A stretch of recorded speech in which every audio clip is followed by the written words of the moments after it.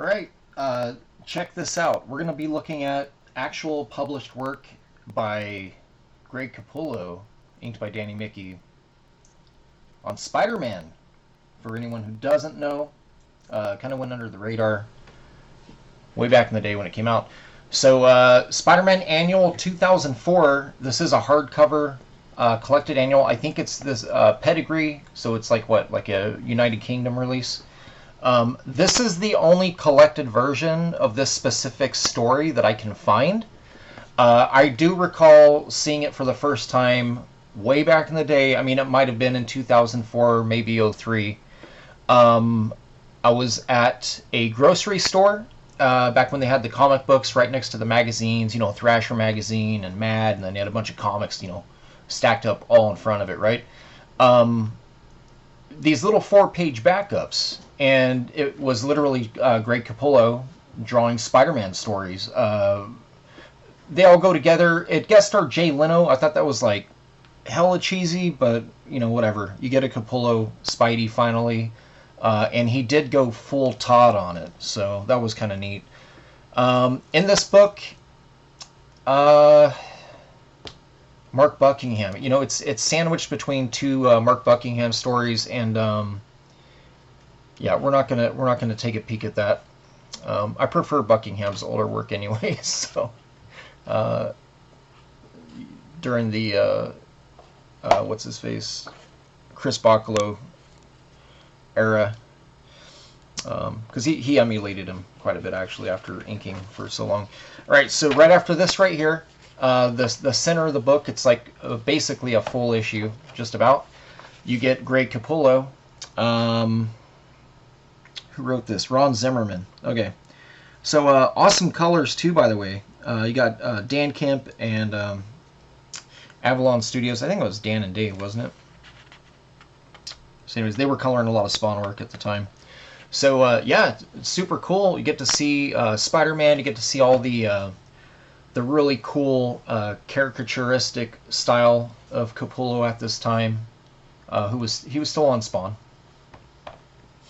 right? So yeah, you get that Spawny style on a Spidey book, and you can already tell it's going to be silly. You get this little, you know, Jay Leno with his motorcycles, and you get Spider-Man hanging off of him right there. But yeah, this is like top-notch work. It's really cool, and like I said, there it is. He goes full Toddy, found an impossible pose of his own. I love it. And yeah, Danny really shines on this too. Not a lot of people knew about this. For some reason, this has been brought up to me twice in the last month, so I had to go through my closet and dig this out. This thing was buried in a case. I got lots of hardcovers and collected editions that I don't necessarily need out next to my desk for any particular reason. So I pulled out a few other ones too, so I'll make some videos on those ones too. Just some collected edition stuff that I completely forgot that I have. Yeah, so really good balance. Awesome lines, great inks, and fantastic colors. A little bit too much Jay Leno though. I'm not a fan. So, but yeah, this is sick. This is sick. Really interesting take on the eyes though. McFarlane was more of like he would do the really big eyes, you know, and that's actually how I emulate. When I draw Spidey, I go full Toddy too in that aspect. Capullo does this weird geometrically chiseled thing. I'm not really sure. Artistically, if I were to be doing this, it might be because I have an issue drawing lines consistently that are long and curved. So that might be it. I'm not really sure why he chose to do that. Maybe just to be different too. But I do like that he really utilized the eyes with like the concerned look. You know, Todd was doing a lot of that too, and then I feel like that was abandoned at some point. Yeah, you could really see it right here. But again, it's that geometry. It kind of throws it off from the Spidey eyes. But yeah, this is fun. And like I said, so it says part 3. I think they were like 4-page backups. I remember seeing one in the back of a Carlos Pacheco Uncanny X-Men issue, I think it was. And then I saw another one in some other book. But they were always in the very back. They weren't advertised on the book that it's even contained in it. They were just kind of randomly in these floppies. That's a badass panel. I really like this a lot. Yeah, and again, just so you know too, this is the only collected edition of these specific pages drawn by Capullo that I know exists. I actually did. I had looked. I'm like, man, I wonder if it's also in, like an omnibus or something like that. Nope, can't find it. At least it's not labeled on the table of contents. There was a couple Green Goblin stories going at the same time, so it might be in a trade here or there that just kind of, by now it would be out of print.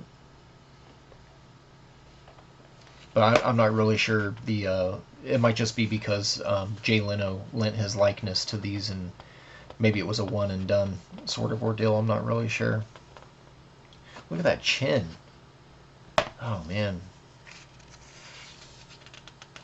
But this really kind of this reminds me a lot more, because Capullo at the time was doing everything he did was dark. The homeless alley guys and that, they were the ones that had all the emote. They had all the expressionism and stuff was through those characters in Spawn.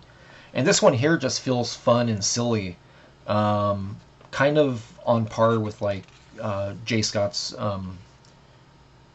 first year, I would say, on the second run of Gen 13, something like that. Yeah, and then it ends here. Again, we're not looking at the right. This is another Mark Buckingham, I think. I think he did the beginning and the last parts, but yeah, very strange book. I'm glad it's collected though, and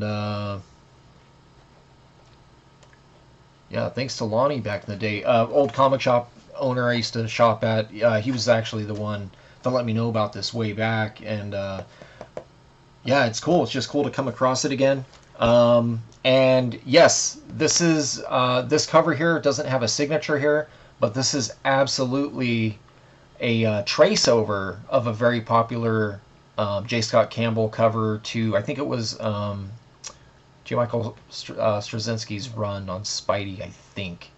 I'm not really sure. It's when J. Scott used to actually do a lot more liquidy looking boneless anatomy. So yeah, but I don't know who drew this. But yeah, again, this, you don't get a Campbell cover. You might have seen that and recognize it. This is not a J. Scott Campbell illustration. It's absolutely a trace over, but a cool book. It's by Pedigree though, all right? So might be tough to find, might be expensive, might be really cheap. I have no idea. Thanks for watching.